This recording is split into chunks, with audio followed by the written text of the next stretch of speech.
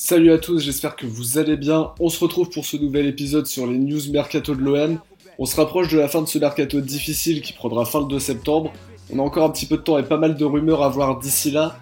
Ça s'affole en tout cas côté marseillais, alors je vous invite à rester jusqu'au bout de cette vidéo puisqu'il y aura beaucoup de choses à dire. Avant de commencer d'ailleurs, n'hésitez pas à aller me suivre sur mon Twitter qui est dans la description, à mettre un petit pouce bleu, ce serait cool d'atteindre les 300 pouces bleus sur cette vidéo. Je vous invite aussi à vous abonner si notre contenu vous plaît. Dites-nous dans les commentaires si vous le faites, comme ça on peut vous remercier en personne. Petite question pour vous avant de commencer, seriez-vous satisfait par le recrutement de Valentin Rongier et quel milieu voudriez-vous voir partir au cas où son arrivée serait officielle? Dites-nous tout ça dans l'espace commentaire. On va commencer directement en parlant de Florian Thauvin qu'on a annoncé comme un gros candidat au départ cet été.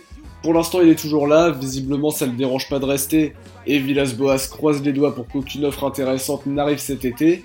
On a beaucoup parlé de Valence, mais au final Rodrigo n'est toujours pas arrivé à l'Atlético, ça risque peut-être même de pas se faire, et Valence n'aurait pas assez de liquidité pour s'offrir Thauvin justement.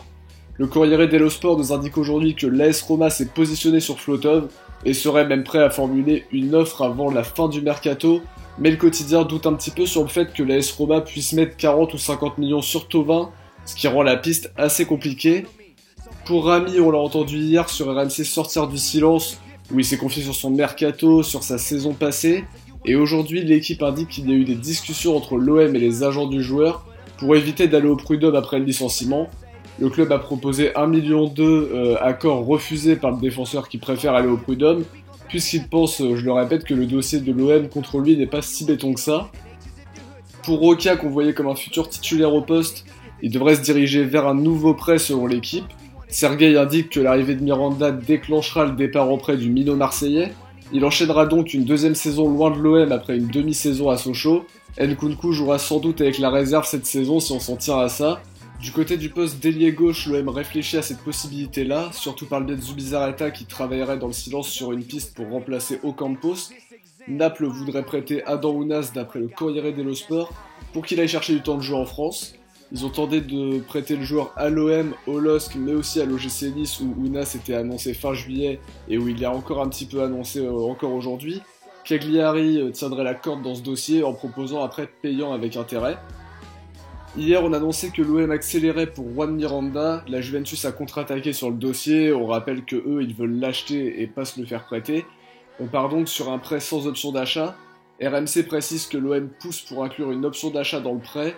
Le Barça, l'OM et le joueur font tout pour qu'une solution qui convienne à tout le monde soit trouvée. La Provence confirme aussi pour l'officialisation imminente. C'est une question d'heure, peut-être même que c'est officiel à l'heure où cette vidéo va sortir. L'agent de Miranda confirme de son côté, l'OM est l'option numéro 1. Le prêt comportera un nombre de matchs minimum à disputer pour le latéral espagnol, et si l'OM ne respectera pas cette clause, il y aura des sanctions financières. Il confirme que l'OM tente d'avoir une option d'achat, pendant que le Barça tente de mettre une clause de rachat au cas où le joueur exploserait pendant son passage à l'OM, une solution qui contenterait plus ou moins tout le monde. Pour Rongier, il a montré son envie de rejoindre l'OM en zone mixte juste après Nantes-OM, reconnaissant que le match entre Nantes et l'OM justement tombait mal. RMC confirme que le joueur a un accord contractuel avec l'OM, Nantes se montre gourmand et demande 20 millions. Marseille veut mettre maximum 15 millions et pense même à recruter Rongier avant qu'un départ au milieu intervienne. RMC Sport évoque même aujourd'hui que Rongier pourrait rejoindre l'OM sous forme d'un prêt avec option d'achat obligatoire, ce qui leur permettrait de payer l'année prochaine, et pour décaler au niveau de l'exercice comptable, Kita aurait cédé en voyant l'envie forte de Rongier de rejoindre l'OM. Pour les indésirables, on pourrait assister au départ de Greg Sertic et de Saïf Edinkawi.